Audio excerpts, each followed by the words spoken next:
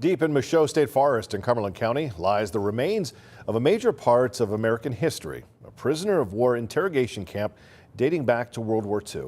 Fox 43 photojournalist Drew Zala takes us to that camp and tells us about the role it had to play in history.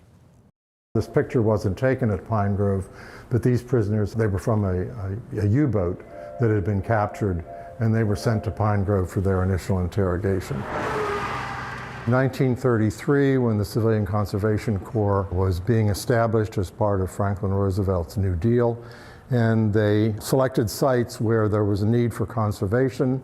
The iron industry had been very hard on the South Mountain region, so it was an obvious site to run a conservation program. At that time, the War Department needed sites to house prisoners, and they often selected Civilian Conservation Corps camps across the country to do that. They converted another building on the site for the actual interrogation purposes and began then interrogating German prisoners in May of 1943. And they continued to do that right up until the close of the war. There was a fence around the entire 110 acres, running water, flush toilets, electricity, a fairly sophisticated camp with about 40 buildings. He did a wonderful job. A German prisoner did paint this. Germans, for one thing, were not being shot at. They were being well fed.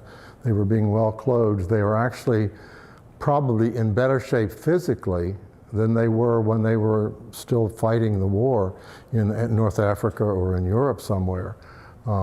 Because the food here was pretty good, and they commented on that. This is an oil painting done. That was one of the activities that particularly the officers did because they weren't allowed to be sent out on work detail. There were no harsh interrogation techniques. Generally, they were cooperative. There were only 3 other sites in the country that did this type of interrogation. If they began to suspect that they had really valuable information, then they would be sent back to Washington to be further interrogated there. Even in an isolated area, you can't bring 7,500 German prisoners through there in 30 months' time and not have somebody know something is going on here.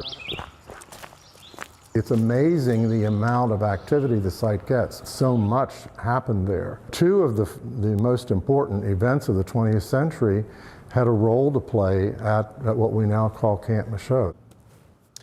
And during its 30-month existence, thousands of German and Japanese prisoners were questioned in an attempt to learn more about the Axis war effort and the development of new weaponry.